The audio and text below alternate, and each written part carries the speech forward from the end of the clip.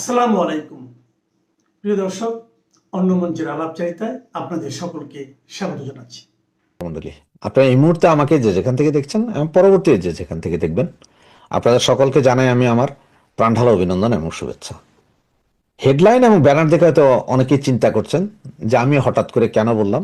হাদি মারা যাওয়ার এই নিউজ আসার পরে সারা ঢাকা শহর, চট্টগ্রাম, ঢাকা, রাজশাহী, খুলনা, সারা বাংলাদেশে কি ঘটেছে এটা আপনারা সকলেই জানেন এবং সকলেই জানেন যে এর মধ্যে মতির প্রথম আলু এবং ডেইলি স্টার এগুলোতে ব্যাপক আক্রমণ হয়েছে, আপনার জ্বালিয়ে পুড়িয়ে দেওয়া হয়েছে। সেনাবাহিনী যাওয়ার পর সেনাবাহিনী সেখানে জনগণের কাছে পায়ে ধরা মাপ চাইয়া 20 মিনিটের সময় নিয়ে যারা উপরে ছিলেন তাদেরকে রক্ষা করতে গেছেন। আজকে এখন আবার বিভিন্ন সাংবাদিক আইসা মুখে কালো পর্দা মাইরা ওনারা চিল্লাইতেছেন প্রেস ফ্রিডম। কেন রে বাবা, গত 16 মাসে প্রেস ফ্রিডম ছিল না? আওয়ামী লীগ গত 15 বছর ক্ষমতায় ছিল, কই তখন তো প্রথম আলোর মতো তোমার কিছুই হয় নাই, কোনো পত্রিকা অফিস এভাবে জ্বালানো হয় নাই, কোনো পত্রিকা অফিস দখলও করে নাই। এমনকি ইনকিলাব, নয়া দিগন্ত এগুলোর অফিসও দখল করে নাই, দিনকাল অফিস দখল করে নাই, কিন্তু চলছে না। তো তখন বাক স্বাধীনতা ছিল না, এখন বাক স্বাধীনতা আছে। এখন অফিস যদি পুড়ে যায় তাতে কার কি করার আছে? তো প্রথম আলো আর ডেইলি স্টার এবং প্রথম আলো কেউ জ্বালাইছে এটা কিন্তু আসলে আমি এতগুলো ভিডিও দেখলাম, এত লাইভ দেখলাম, আমি দেখি নাই। আমি দেখলাম যে প্রথম আলো প্রথম একটা ইয়েতে স্ট্যাটাস পাইলাম, মানে নিউজ পাইলাম ডেইলি স্টারে, যে শর্ট সার্কিটে প্রথম আলোর বিল্ডিং এ আগুন ধরে গেছে, পুরো বিল্ডিং ভস্মীভূত সেই শর্ট সার্কিটের আগুনে। সূত্র ডেইলি স্টার। কতক্ষণ পরে দিয়ে যাবার প্রথম আলোর একটা নিউজ, সেটা কি, যে বিড়ির আগুনে কোনো একজন কর্মচারীর বিড়ির আগুনে ডেইলি স্টারও আগুন ধরে গেছে, আগুন ধরে বিল্ডিং ভস্মীভূত। সূত্র প্রথম আলো। তো সুতরাং পাবলিকের দোষ দাও কে? তোমরা তো নিজেদেরই শর্ট সার্কিট, নিজেদেরই বিড়ির আলোতেই নিজেদের বিল্ডিং জ্বালাইছো, ঠিক না? তোমরাই তো গর্ব করে বলেছিলে যে আওয়ামী লীগ চলে গেছে, শেখ হাসিনা চলে গেছে, প্রথম আলো রয়ে গেছে, আমি মতিউর রহমান রয়ে গেছি। হ্যাঁ, আর ওই যে লাল বিপ্লবী আরেকটারে কালকে যে থাপ্পড় সোয়ার দিল চুলটাই না, নুরুল কবিরা, আমার তো বড় ভাল লাগছে। এইসব বুদ্ধিজীবীরা মাইর খাওয়া উচিত। ছায়ানট ভাঙিয়া দিছে, এটা ভাঙিয়া দিছে, ঠিক আছে। আর 32 নম্বরের ভাঙা বাড়ি, এইটা নিয়ে দেখেছি কিছু ওই ছাত্রলীগ বা আওয়ামী লীগ করে পোলাবে না, 32 আবার আঙ্গুল, 32 আরে হারামজাদারা, ওটার আছে কি? ওটার বাকি যা আছে ওইটি ভাঙ্গা ওইখান থেকে দরকার হয় কোপায়া মাটি লইয়া যাও, কোনো সমস্যা নাই ভাই। আপনাদের যা যা ভাঙার, যা যা ইয়ে করার আপনারা সব করেন ভাই, কোনো সমস্যা নাই। আপনারা করতে থাকেন, এটা পাবলিকও দেখতে চায় যে আপনারা নতুন কিছু আনতেছেন। এই যে কালকে একটা হিন্দু লোকরে সম্ভবত মাইরা বা মারার আগে জিন্দাই তারে গাছে ঝুলাই আগুন জ্বালাই দিছেন। আজকে তার বাপ মা ভাই বোন যেগুলো আছে ওরা দিচ্ছে আমার ছেলে তো বাটন ফোন চালায়। তো অশিক্ষিত একটা পোলা চালায় বাটন ফোন, বাটন ফোন চালায়, সে আবার ফেসবুকে কোথায় নবীজির ইয়ে করলো যে ওটা বাটন ফোন চালায়। এটা একটা অবাস্তব জিনিস যে বাটন ফোনে আবার ইন্টারনেট থাকে ভাই, এইটা আমি জীবনে শুনিনি।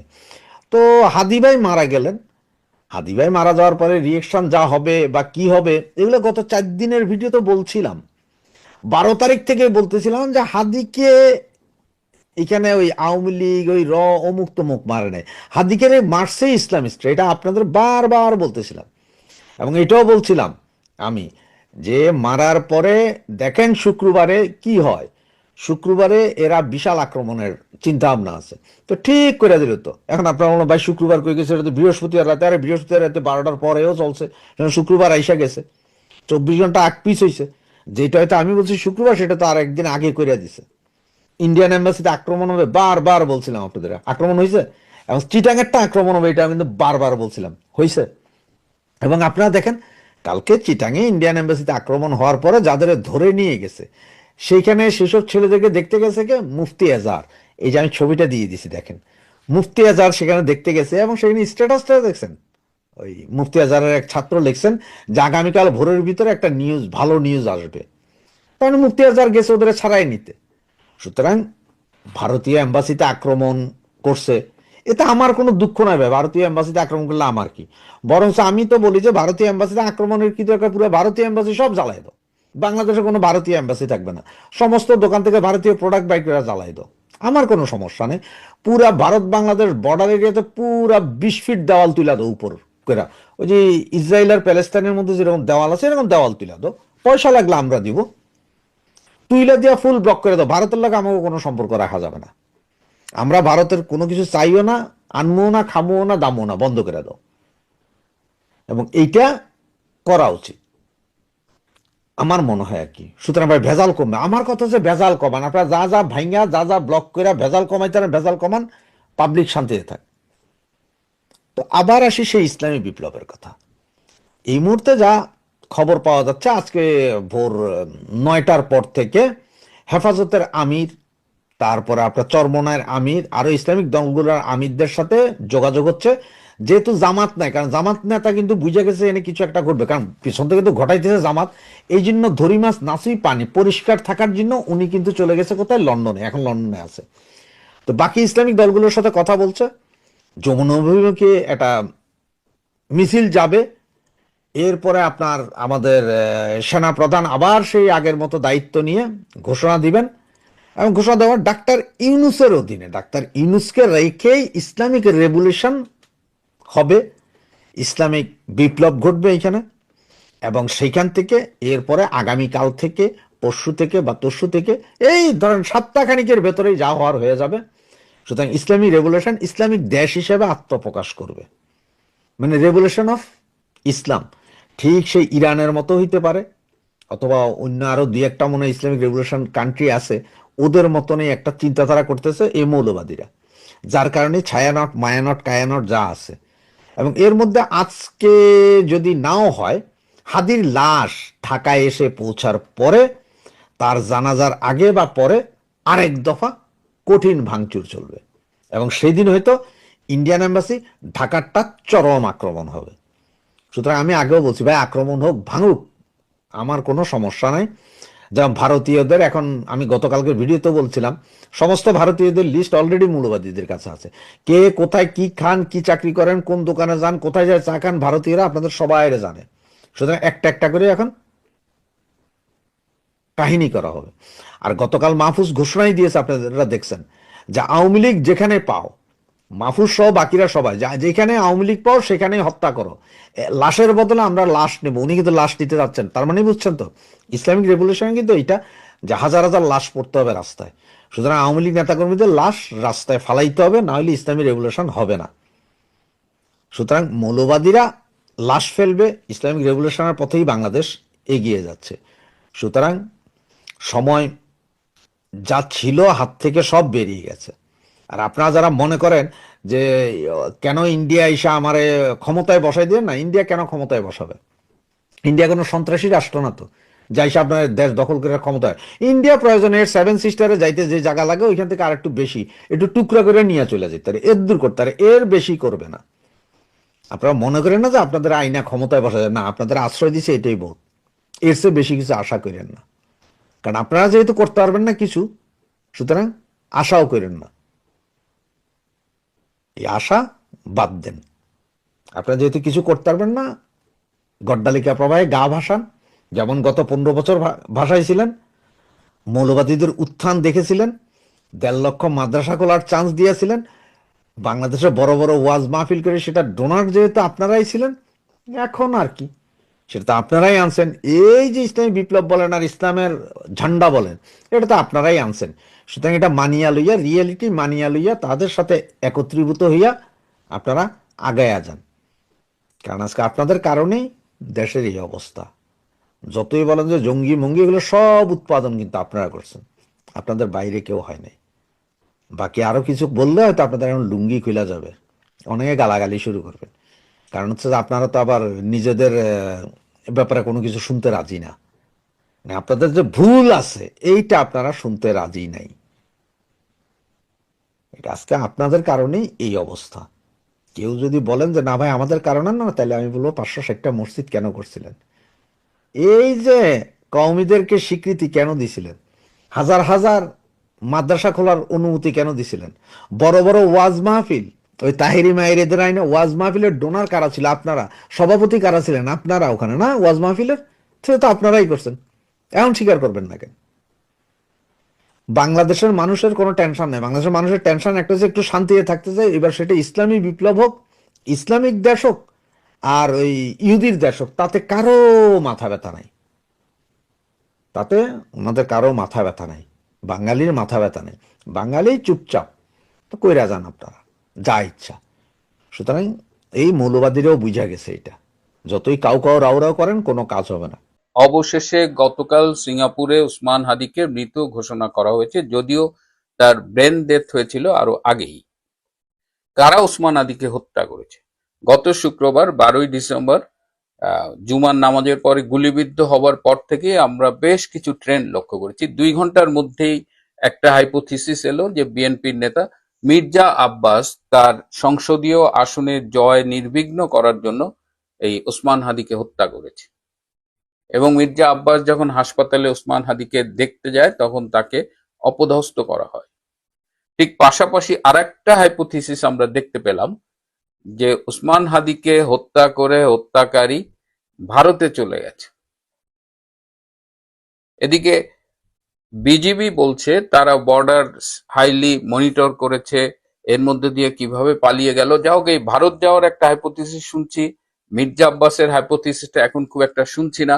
কিন্তু গতকাল থেকে, তার মৃত্যু সংবাদ পাওয়ার পর থেকে যেভাবে সারা দেশে একটি নৈরাজ্যকর পরিস্থিতির সৃষ্টি করা হয়েছে, তাতে অনেকেই মনে করছেন যে আসলে ওসমান হাদিকে পরিকল্পিতভাবে হত্যা করা হয়েছিল বাংলাদেশেরই একটি অংশ, যারা আজকে ওসমান হাদির মৃত্যুর পরে প্রতিবাদের নামে এই নৈরাজ্যকর পরিস্থিতির সৃষ্টি করেছে। অর্থাৎ যারাই ওসমান হাদিকে হত্যা করেছে, তারাই আবার ওসমান হাদির মৃত্যুর পরে প্রতিবাদ করে তাদের অন্য অন্য হিডেন এজেন্ডা বাস্তবায়ন করছে।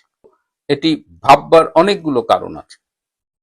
কারণ এই প্রথমেই বলছি যে তারা এই সংঘবদ্ধভাবে তারা প্রথম আলো এবং ডেইলি স্টার ভবন জ্বালিয়ে দিয়েছে। অথচ এই প্রথম আলো এবং ডেইলি স্টার শেখ হাসিনার রেজিমের বিদায়ে ব্যাপক ভূমিকা রেখেছিল এবং তারা ইউনূস রেজিমের সমর্থক। তারা বিভিন্ন সময়ে ইউনূস রেজিমকে প্রকাশ্যে সমর্থন করেছে। একবার ডক্টর ইউনূস যখন বলেছিল পদত্যাগ করবে, তখন তো মাহফুজ সাহেব কলামই লিখে ফেললেন যে প্লিজ আপনি রিজাইন করবেন না। তো সেই প্রথম আলো, ডেইলি স্টার আজকে পুড়ে গেছে, ছায়ানট পুড়ে গেছে, 32 যেটা এর আগে একাধিকবার ভাঙচুর করা হয়েছে, সেটি আবার ভাঙচুর করা হয়েছে গতকাল। তো গতকাল সব মিলিয়ে সারা দেশে 152টা স্থাপনা ভাঙচুর করা হয়েছে এবং নিহত হয়েছে কমপক্ষে 10 জন। তার মধ্যে 5 জন নিহত হয়েছে সাতক্ষীরায়, আর ঢাকা, খুলনা, ময়মনসিংহে নিহত হয়েছে। ময়মনসিংহে আবার একজন দীপুচন্দ্র দাস, তার বিরুদ্ধে অভিযোগ হলো ধর্মকে অবমাননা করেছে এবং তাকে কেবল হত্যা করেই ক্ষান্ত হয়নি, তাকে একদম তার লাশ নগ্ন করে জ্বালিয়ে পুড়িয়ে দেওয়া হয়েছে। বাংলাদেশে এই যে জ্বালিয়ে পুড়িয়ে দেওয়ার এই ট্রেন্ডটা আগে আমরা দেখিনি, যেটা শুরু হয়েছে বেসিক্যালি গত বছরের জুলাই আগস্টের এই জঙ্গি অভ্যুত্থানের মধ্য দিয়ে। এখন বাংলাদেশের কোন দিকে যাচ্ছে পরিস্থিতি? আমাদের সাংবাদিক নুরুল কবি, নিউ এজ পত্রিকার সম্পাদক, তাকেও রাজপথে শারীরিকভাবে নিগৃহীত করা হয়েছে, হেনস্থা করা হয়েছে। এদিকে গতকাল আমিন বাজারে গান পাউডার সহ বেশ কয়েকজন দুষ্কৃতিকারী গ্রেপ্তার হলে তারা বলেছে যে তারা এই গান পাউডারগুলো পাকিস্তান হাইকমিশনের থেকে পেয়েছে এবং সেটি জানা মাত্রই পাকিস্তান হাইকমিশন থেকে 8 জন জরুরি ভিত্তিতে বাংলাদেশ ত্যাগ করেছে। এবং এই যে সারা দেশ জুড়ে নৈরাজ্য হলো, চিটাগাং এবং খুলনায় ভারতীয় হাইকমিশনের যে কার্যালয়, স্থানীয় কার্যালয়, সেগুলো আক্রান্ত হলো। আজকে আবার শুনছি বারজুমা, ঢাকায় যে ভারতীয় দূতাবাস আছে সেটি আক্রান্ত হতে পারে। আবার নানা রকমের এই অনিশ্চয়তার মধ্যে সারা দেশবাসীর মধ্যে এক ধরনের আতঙ্ক কাজ করছে। এবং দুঃখজনক হলো যে সারা বাংলাদেশের কোথাও বর্তমানে যে ইউনূস সরকার আছে, তাদের কোনো তৎপরতা লক্ষ্য হয়নি। পরিস্থিতি নিয়ন্ত্রণে ইউনূস সরকারের পক্ষ থেকে কোনো তৎপরতা আমরা দেখিনি। আমাদের স্বরাষ্ট্র উপদেষ্টা লেফটেন্যান্ট জেনারেল অবসরপ্রাপ্ত জাহাঙ্গীর তার মোবাইল অফ করে রেখেছেন, তাকে পাওয়া যাচ্ছে না। এবং ডক্টর ইউনূস কালকে দুপুরবেলায় তার এই ভাষণটা রেকর্ড করেছেন, এবং তিনি সবাইকে শান্ত থাকতে বলেছেন। এই শান্ত থাকতে বলে তিনি আসলে ধৈর্য ধরতে বলেছেন, শান্ত থাকতে বলেছেন, এটা বলে আসলে তিনি সবাইকে একটু উস্কে দিয়েছেন। এবং এই যে পুরো ঘটনাগুলো ঘটছে এই সবই পরিকল্পিত। শুরুতেই যেটা বললাম, যারাই ওসমান হাদিকে হত্যা করেছে তারাই আজকে ওসমান হাদির হত্যার প্রতিবাদের মাধ্যমে এই নৈরাজ্যকর পরিস্থিতির সৃষ্টি করছে। এবং একটু খেয়াল করলেই দেখা যাচ্ছে যে বাংলাদেশে এই মুহূর্তে জঙ্গিরা সর্বত্র তৎপরতা দেখাচ্ছে, এই ভাঙচুর সন্ত্রাসের নেতৃত্ব দিচ্ছে এই জঙ্গিরা, এবং এদের সাথে রয়েছে রাজনৈতিক শক্তি জামাত এবং শিবির। এই আন্দোলনের মধ্য দিয়ে আমরা 15 দফা দাবির কথাও শুনছি। এই আন্দোলনকারীরা রাষ্ট্রপতি চুপ্পুর পদত্যাগ এবং গ্রেপ্তার, সেনা প্রধান জেনারেল ওয়াকার খানের পদত্যাগ এবং গ্রেপ্তার, উপদেষ্টা আসিফ নজরুলের পদত্যাগ এবং গ্রেপ্তার, জাতীয় নিরাপত্তা উপদেষ্টা ডক্টর খলিলের পদত্যাগ এবং গ্রেপ্তার, স্বরাষ্ট্র উপদেষ্টা লেফটেন্যান্ট জেনারেল অবসরপ্রাপ্ত জাহাঙ্গীরের পদত্যাগ এবং গ্রেপ্তার, এবং এরকম আরো 15 দফা তারা দিয়েছে। এবং তারা ভারতীয় রাষ্ট্রদূত প্রণব ভার্মার এবং রয়ের কর্মকর্তাদের গ্রেপ্তার দাবি করেছে। এই 15 দফা দাবি নিয়েও সরকারের মধ্যে আমরা কোনো খেয়াল করছি না। এবং আজকে শুনলাম যে একজন আবার সেনা প্রধান ওয়াকার খানকে এমন বিশ্রী ভাষায় গালাগালি করলো। দেশের এই পরিস্থিতিতে আজকে 3 বাহিনীর কয়েকজন মিলে একটা বৈঠক করার কথা রয়েছে। আমি জানি না তারা কি করবে, কারণ সেনাবাহিনীর তেমন কোনো তৎপরতা দেখা যায়নি। অনেক পরে তারা প্রথম আলো কারণ বাজারে গিয়েছিল এবং তারা আন্দোলনকারীদের কাছ থেকে 20 মিনিট সময় চেয়ে নিয়েছে যে তারা একটু ভিতরে গিয়ে দেখবে, কারণ প্রথম আলো ডেইলি স্টারের অনেক সাংবাদিক আটকা পড়েছিল এবং তারা ছাদে গিয়ে আশ্রয় নিয়েছিল। তো যা হোক, তাদের নিরাপদে বের করে আনা হয়েছে। তো এই অবস্থায় এই মুহূর্তে সবাই খুব টেনসড হয়ে আছে যে বাংলাদেশ আসলে কোন দিকে যাচ্ছে। কোথাও আমরা কিন্তু বিএনপির পক্ষ থেকে কোনো তৎপরতা দেখিনি, কোনো স্টেটমেন্টও দেখিনি। বিএনপির 2-1 নেতার সাথে গতকাল এবং আজকে যোগাযোগ করে যেটা জানা গেছে, তাদের সেই একই প্রশ্ন যে বাংলাদেশে আসলে কি হচ্ছে। এবং এই অনিশ্চয়তার মুখে আপনারা জানেন জামাতের আমির ডক্টর শফিকুর রহমান লন্ডনে গেছেন। তিনি তারেক রহমানের সাথে 1 দফা বৈঠক করেছেন। আজকে আরেক দফা বৈঠক হবে লন্ডন স্থানীয় সময় বিকেল 4:30-এ, এবং সেখানে তাদের মধ্যে কি আলোচনা হবে সেটা জানার সাথে সাথে আমি আপনাদেরকে জানাবো। কিন্তু এই অনিশ্চয়তার মধ্যে বাংলাদেশে, যেটি ডক্টর ইউনূসের পক্ষ থেকে বারবার বলা হচ্ছে যে ইতিহাসের অন্যতম সেরা নির্বাচন, সেই নির্বাচনের সন্ধিক্ষণে দাঁড়িয়ে আমরা দেখতে পাচ্ছি দাউ দাউ করে বাংলাদেশ জ্বলছে। আদৌ কি নির্বাচন হবে? এরকম অনিশ্চয়তার মধ্যে তারেক রহমানের দেশে ফেরাটা কি নিরাপদ? তিনি কি আদৌ আসবেন? যদি তারেক রহমান না আসেন, আগামী দিন 12ই ফেব্রুয়ারি কি নির্বাচন হবে?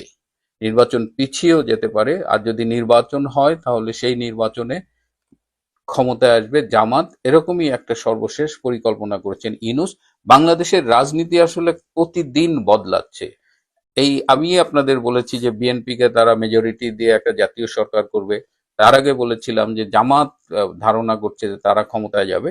কিন্তু আজকে এই যে দেশব্যাপী যে নৈরাজ্যকর সন্ত্রাসী পরিস্থিতির সৃষ্টি করা হলো, তার মধ্য দিয়ে আবার নতুন করে এক সমীকরণ তৈরি করা হচ্ছে যে জামাতকে ক্ষমতায় আনবে ডক্টর ইউনূস এবং ডক্টর ইউনূস নিজে রাষ্ট্রপতি হবে। প্রিয় বন্ধুরা, বাংলাদেশ খুব ক্রুশিয়াল সময় অতিক্রম করছে। বিভিন্ন সূত্র থেকে বিভিন্ন তথ্য সংগ্রহের চেষ্টা করছি, এখনো পরিপূর্ণ তথ্যগুলো পাইনি। পাওয়া মাত্রই আপনাদের সাথে। যখন বাংলাদেশে বসে থেকে বাংলাদেশে অনেক রাজনীতিবিদ এবং বিশেষ করে হাসনাত আব্দুল্লাহ যখন বলছে যে ভারতের 7 সিস্টার বিচ্ছিন্ন করে ফেলা হবে, একে একে বাংলাদেশে বিভিন্ন শ্রেণীর লোকজন বক্তব্য দিচ্ছে যে ইন্ডিয়া অখণ্ড থাকলে বাংলাদেশের শান্তি নাই, ইন্ডিয়াকে ভেঙে ফেলতে হবে। সেই কাতারে যখন রাওয়া ক্লাবের প্রেসিডেন্ট আছে, সেই কাতারে যখন রাজাকার গোলাম আজমের ছেলে আমান আজমি আছে, সেই কাতারে যখন হাসনাত আব্দুল্লাহ যোগ দেয়, সেই কাতারে সবশেষ আরেকজন যোগ দিয়েছেন। দেখেন তো আপনারা লোকটাকে চেনেন কিনা। এই ভদ্রলোক আওয়ামী লীগ সরকারের সময় আয়নাঘরে ছিলেন, নির্যাতিত, কিন্তু হঠাৎ করেই তিনি ভারত বিদ্বেষী অবস্থায় যখন এই বক্তব্যের জন্য ভারত এবং বাংলাদেশের সম্পর্ক অবনতির দিকে, এবং সেই সাথে জামাতে ইসলামীর ভূমিকা কি, জামাত আগামীতে ক্ষমতায় যেতে চায়, সাংঘাতিক ফাইট করতে চায় বিএনপির সাথে, সেটা কি ভারতের সঙ্গে যুদ্ধ করে ভারত ভেঙে চুরে দিয়ে কিনা, এই প্রশ্ন উঠতেই পারে। যখন হাসনাত আব্দুল্লাহ শহীদ মিনারে যে সমাবেশে বক্তৃতা দিয়েছিলেন, সেই সমাবেশে জামাত ইসলামী দায়িত্বশীল নেতারা উপস্থিত ছিলেন, কিন্তু এই সমালোচনার মুখে বোধহয় জামাত এখন বিবৃতি দিতে বাধ্য হয়েছে। ভারতের অখণ্ডতা ও ওসমান হাদি ইস্যুতে বিবৃতি দিয়েছে বাংলাদেশ জামাত ইসলামী। বৃহস্পতিবার জামাতের কেন্দ্রীয় প্রচার বিভাগের সিনিয়র প্রচার সহকারী মুজিবুল আলমের সই করা এক বিবৃতি গণমাধ্যমে পাঠানো হয়। বিবৃতিতে বলা হয়, সম্প্রতি ভারতের আঞ্চলিক অখণ্ডতা নিয়ে কিছু বক্তব্যের সঙ্গে বাংলাদেশ জামাত ইসলামী ও ইসলামী ছাত্র শিবিরকে জড়ানোর অপচেষ্টা সম্পূর্ণ মিথ্যা, ভিত্তিহীন এবং সুপরিকল্পিত ষড়যন্ত্রের তীব্র নিন্দা ও প্রতিবাদ জানিয়ে বাংলাদেশ জামাত ইসলামীর সহকারী সেক্রেটারি জেনারেল কেন্দ্রীয় প্রচার ও মিডিয়া বিভাগের প্রধান অ্যাডভোকেট এহসানুল মাহমুদ জুবায়ের আজ এক বিবৃতি প্রদান করেছেন। তিনি বলেন, ইনকিলাব মঞ্চের মুখপাত্র জুলাই আন্দোলনের অন্যতম যোদ্ধা শরীফ ওসমান হাদির উপর বর্বর হামলা এবং পরবর্তীতে হামলাকারীদের প্রতিবেশী দেশে আশ্রয় গ্রহণের খবরের ভিত্তিতে সৃষ্ট পরিস্থিতিতে বাংলাদেশের জনগণের মনে যে তীব্র ক্ষোভ তৈরি হয়েছে তা আমরা গভীরভাবে লক্ষ্য করছি। এ প্রেক্ষাপটে জনপরিসরে বাংলাদেশের সার্বিক পরিস্থিতিতে ভারতের ভূমিকা নিয়ে ব্যাপক সমালোচনা হচ্ছে।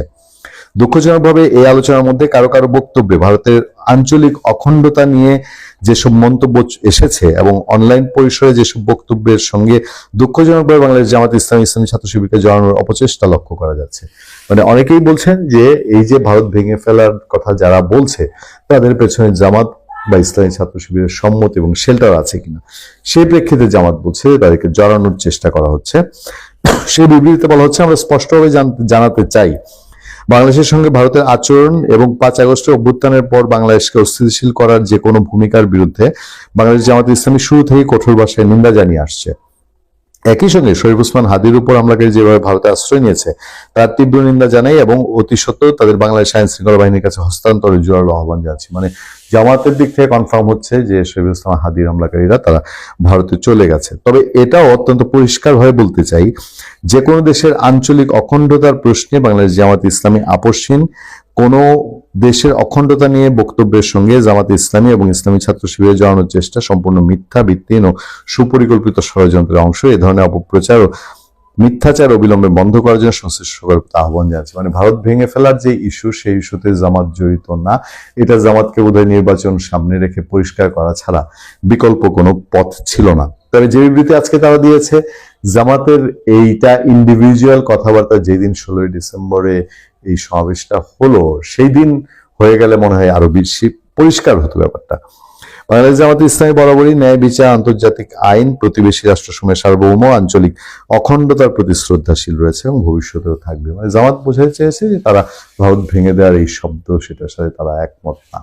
আপনারা জানেন যে গতকালকে ইনকিলাব মঞ্চের আহ্বায়ক শরীফ ওসমান হাদির মৃত্যু ঘোষণার পর একদল হামলাকারী বাংলাদেশের শীর্ষস্থানীয় গণমাধ্যমগুলোতে হামলা করেছে। দৈনিক প্রথম আলো, দ্য ডেইলি স্টার অফিসে ভাঙচুর করে, আগুন দেয়, এবং শুধু ভাঙচুর এবং আগুন নয়, পুরোপুরি লুটপাট, সম্পদ ভিতরে যা ছিল ধ্বংসযজ্ঞে পরিণত হয়েছে। যার দরুন আজকে এই প্রধান দৈনিকগুলো প্রকাশ হয়নি। আমি জানি না যে শরীফ ওসমান হাদির মৃত্যুর সাথে ডেইলি স্টার কিংবা প্রথম আলোর দায় কি, দোষ কি। শুধু তাই নয়, আপনারা জানেন গতকাল রাতে বাংলাদেশের সংস্কৃতি চর্চার একটা অন্যতম শ্রেষ্ঠতম শিক্ষা প্রতিষ্ঠান ছায়ানট ভবনে ভাঙচুর করা হয়েছে, আগুন দেওয়া হয়েছে। ওসমান হাদির মৃত্যুর খবর ছড়িয়ে পড়লে রাতভর দেশের বিভিন্ন স্থানে ভবনে ভাঙচুর ও আগুন দেওয়ার ঘটনা ঘটে। বা এটাকে আন্দোলন যদি হয়, প্রতিবাদ যদি হয়, আন্দোলন এবং প্রতিবাদ তো একটা নৈতিকতার জায়গা থেকে হয়, কিন্তু লুটপাট কেন? নিউজ সম্পাদক নুরুল কবির ঘটনাস্থলে গতকাল রাতে গেলে তিনিও হেনস্থার শিকার হন। যে রাত 1টার দিকে ধানমন্ডিতে অবস্থিত বাংলাদেশের অন্যতম সাংস্কৃতিক সংগঠন ছায়ানটের ভবনে ব্যাপক ভাঙচুর করা হয় এবং আগুন লাগিয়ে দেওয়া হয়।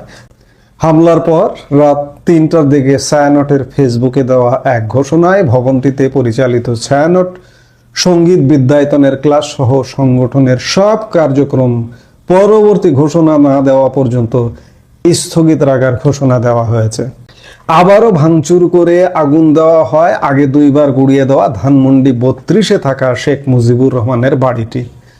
শুধু যে রাজধানীতে এমন হামলা হয়েছে তা নয়, হামলার শিকার হয়েছে চট্টগ্রামে ভারতীয় সহকারী হাই কমিশনারের কার্যালয়। এছাড়াও রাত 11:15টার দিকে চট্টগ্রামের সাবেক মেয়র মহিউদ্দিন চৌধুরীর বাসায় আগুন দেওয়া হয়, গুড়িয়ে দেওয়া হয় রাজশাহীতে আওয়ামী লীগের পার্টি অফিস। তো আমি যেগুলো বললাম এগুলো হচ্ছে সংবাদ মাধ্যমের খবর। সংবাদ মাধ্যমের বাইরেও বিভিন্ন সূত্র থেকে যে খবর পাওয়া যাচ্ছে যে রাজধানী ঢাকায় এবং সারা বাংলাদেশে একটা ব্যাপক গতকালকে রাত থেকে তাণ্ডব। রাজধানীর অনেক এলাকায় বাসাবাড়িতে ঢুকে চুরি, হাঙ্গামা, এমন কিছু আমরা খবর পেয়েছি। সত্যিকার অর্থে বাংলাদেশ একটা চরম যুগ সন্ধিক্ষণে। এই যে ডেইলি স্টার প্রথম আলোতে হামলা হলো, এই ডেইলি স্টার প্রথম আলো কারা? কিংবা এই যে সম্পাদক, নিউজ সম্পাদক নুরুল কবির, বিগত আওয়ামী লীগ সরকার পতন হোক, আওয়ামী লীগ সরকারকে চান না। এই প্রথম আলো, ডেইলি স্টার কিংবা নুরুল কবিররা আওয়ামী লীগ সরকার বিরোধী ছিল। আওয়ামী লীগ সরকার তো এখন চলে গেছে। এই আওয়ামী লীগ সরকার পতনের পেছনের সাহসী সেনানী যদি বলেন প্রথম আলো, ডেইলি স্টার, নুরুল কবিররা, আজকে তাদের উপরে হামলা হচ্ছে। কিংবা এই যে ওসমান হাদি মারা যাওয়ার পেছনে ছায়ানটের ভূমিকা কি? ছায়ানটে কেন হামলা? এগুলো কি হচ্ছে? এগুলো কেন হচ্ছে? এর থেকে উত্তরণের উপায় কি? আজকে সেনাবাহিনী কোথায়? সেনাবাহিনী যে কারণে 2024-এর 5 অগাস্ট দেশের দায়িত্ব নিয়েছিলেন, সেনাপ্রধান দেশের দায়িত্ব নিয়েছিলেন, শেখ হাসিনাকে ক্ষমতার থেকে পদচ্যুত করেছিলেন সেনাবাহিনী। ছাত্র জনতাকে, কিসের ছাত্র জনতা? একটা দেশে ছাত্র জনতা, আইন শৃঙ্খলা যদি সঠিক থাকে, শক্ত থাকে, চেইন অফ কমান্ড যদি থাকে, ছাত্র জনতা কি কোনো কিছু করতে পারে? এই যে আজকেও চেইন অফ কমান্ড নেই বলে দেদারসে ভবন পুড়িয়ে দেওয়া হচ্ছে, দেদারসে ভবন লুট করা হচ্ছে। সেনাবাহিনী কোথায়? সেনাবাহিনী না আমাদের 24-এর 5 অগাস্ট সেই সময়ের বলা হতো যে ফ্যাসিস্ট সরকার আওয়ামী লীগ সরকার।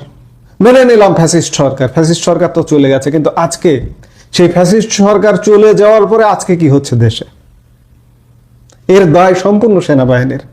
কারণ সেনাবাহিনীর সহযোগিতায়, সহায়তায় সেই সরকারটার পতন হয়েছে। পতন হয়েছে, ঠিক আছে, আমরা মুক্ত হলাম, আমরা স্বাধীন, নতুন স্বাধীনতা, নতুন স্বাধীন বাংলাদেশে। কিন্তু স্বাধীন বাংলাদেশের এই রূপ কেন? এর জবাব কে দেবে? এর দায় সেনাবাহিনীর। এর থেকে উত্তরণের এখন উপায় কি? এই যে এখন নতুন করে একটা শব্দ উঠেছে যে বিপ্লবী সরকার, বিপ্লবী সরকার। আমরা যে মুহূর্তে ভিডিওটা নির্মাণ করছি সেই মুহূর্তে শাহবাগে বিপ্লবী সরকারের দাবি উঠছে। বিপ্লবী সরকার হলেই কি সমস্যার সমাধান হয়ে যাবে? বিপ্লবী সরকার কারা করবে? যাদেরকে নিয়ে বিপ্লবী সরকার করার স্বপ্ন দেখা হচ্ছে বা যারা ইন্ধন দিচ্ছে, তারা এলে কি দেশটা ঠান্ডা হয়ে যাবে, শান্ত হয়ে যাবে? না, তেমনটা তো হবে না। যারা দেশ চালায়, যারা শৃঙ্খলা করে, তাদের দ্বারা ঠান্ডা হওয়া সম্ভব। এই মুহূর্তে সেনাবাহিনীর একটা ঐতিহাসিক দায়িত্ব আছে। আমরা অনেক সময় বলি দেশপ্রেমিক সেনাবাহিনী, কিন্তু দেশপ্রেমের কি দেখিয়েছে সেটি বাংলাদেশের মানুষ হাড়ে হাড়ে বোঝে। সেনাবাহিনীর দেশপ্রেমের পরিচয়টা দেওয়ার এই মুহূর্তে সময় আছে, সুযোগ আছে। সেনাবাহিনী চাইলে দেশপ্রেমের পরিচয়টা দিতে পারে। সেনাবাহিনী এগিয়ে এসে, সেটা সামরিক শাসন নাকি সামরিক সমর্থিত 1/11-এর সময় যেমন একটি সরকার ছিল, টাইট একটা সরকার, ফখরুদ্দিন সরকার, মইনুল আহমেদ পেছন থেকে সমর্থন দিয়ে গিয়েছিল, ওরকম একটি টাইট সরকার না করলে সেটা সেনা সমর্থিত বা সেনাবাহিনীর নিজের তত্ত্বাবধানে যেভাবেই হোক না কেন, এমন একটা কিছু ছাড়া এই মুহূর্তে বাংলাদেশ আর ঠান্ডা করা সম্ভব হবে না। বাংলাদেশ দীর্ঘস্থায়ী যুদ্ধের মুখোমুখি, এ ব্যাপারে কোনো সন্দেহ নাই। এই যুদ্ধ থামাতে হলে সেনাবাহিনী যে মুখে মুখে দেশপ্রেমিক, এই মুখে মুখে না, কাজে বাস্তবে দেখাতে হবে। সেনাপ্রধান জেনারেল ওয়াকারুজ্জামান 5 অগাস্ট যেভাবে বলেছিলেন যে আমি দায়িত্ব নিচ্ছি, আপনি দায়িত্ব নিন। আপনি যে সময় দায়িত্ব নিয়েছিলেন, কিন্তু দায়িত্ব নিয়ে কাকে দিয়েছেন? ডক্টর ইউনূস তো সেই দায়িত্ব পালন করতে পারছেন না। আবারও 1.5 বছরের মাথায় আবারও দায়িত্ব নেবার সময় এসেছে। কতবার দায়িত্ব নেবে জানি না, আমরা জানি না। আবারও দায়িত্ব নিন, দায়িত্ব নিয়ে দেশকে ঠান্ডা করুন। এছাড়া বাংলাদেশের মানুষ বাঁচবে না। এই মুহূর্তে এ পর্যন্তই। সবাই ভালো থাকুন।